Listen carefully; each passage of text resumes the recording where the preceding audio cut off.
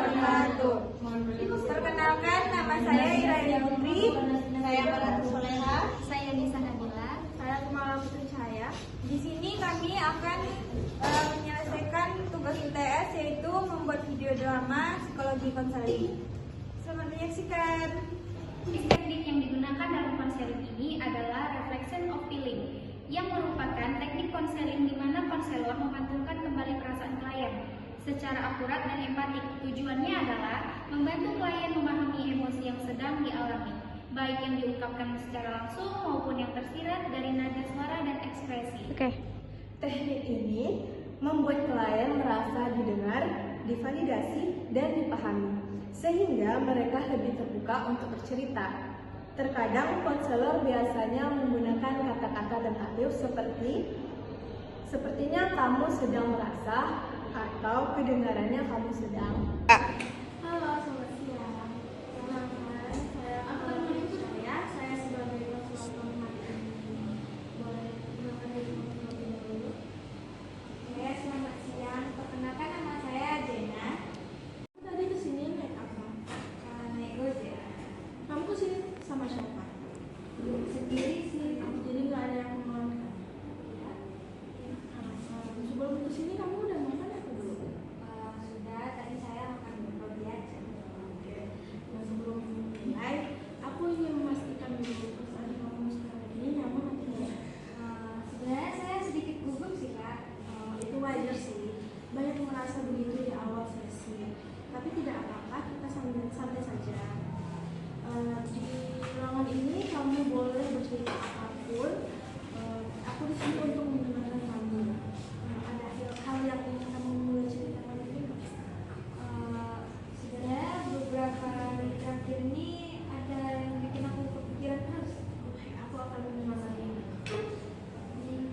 Boleh ceritakan dulu nggak?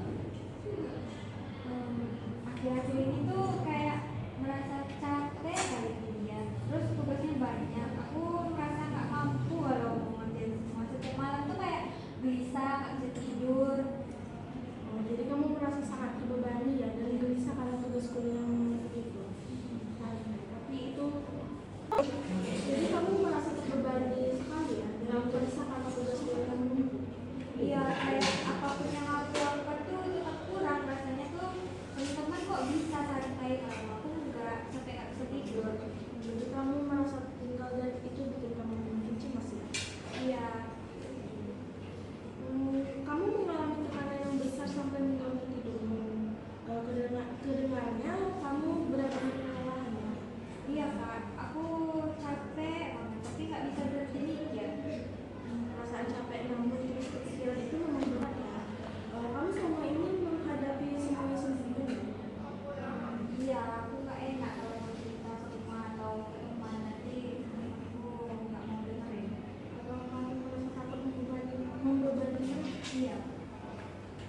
Dari cerita kamu itu aku menangkap banyak perasaan campur aduk, seperti cemas, takut tertinggal, dan salah. Menurut kamu di antara semua itu perasaan mana yang paling kuat kamu rasakan?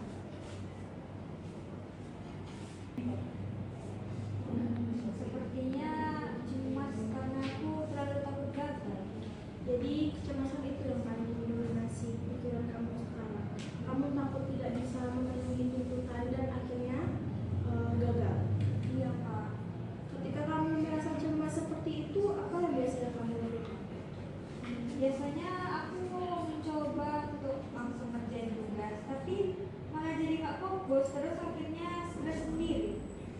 Kamu berusaha untuk mengatasi kecemasan dengan bekerja lebih keras, tapi justru membuatmu makin stres. Iya. Seperti ada lingkaran yang berulang ya. Iya.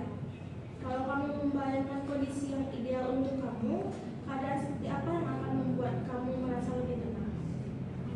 Mungkin aku bisa atur waktu lebih jelas dan ada orang yang mau saja bicara gitu. Jadi kamu butuh struktur yang lebih jelas dan dukungan sosial agar tidak menangani semuanya sendirian ya. Ya itu membantu banget kalau bisa dilakukan. Kamu terlihat mulai memahami apa yang kamu butuhkan. Itu langkah yang baik untuk langkah awal.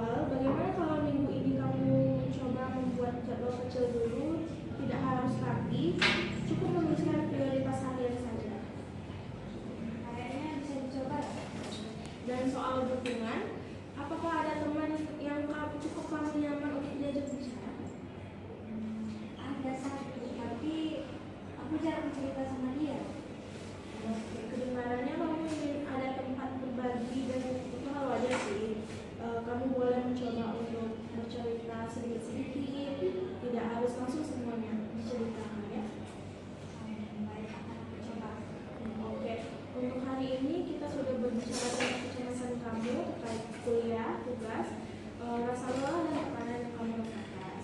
Kamu juga sudah menemukan 2 langkah yang mungkin bisa membantu. Seperti yang pertama tadi membuat jadwal prioritas mingguan itu, dan yang kedua ada mulai berbagi cerita dengan teman kamu walaupun sedikit ya.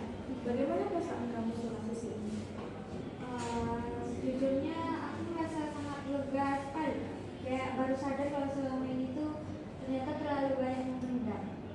Saya sangat senang mendengarnya. Kamu sudah sangat berani untuk terbuka kepada saya. Jadi minggu depan kita bisa bertemu lagi untuk melihat perkembangan kamu. Kalau kamu siap, kita bisa melanjutkan prosesnya. Terima kasih banyak ya. Terima kasih banyak juga untuk datang hari ini dan sudah menyampaikan keluh kesah kamu. Sampai jumpa bertemu lagi di sesi berikutnya. Manfaat utama dari teknik ini adalah Yang pertama, membantu klien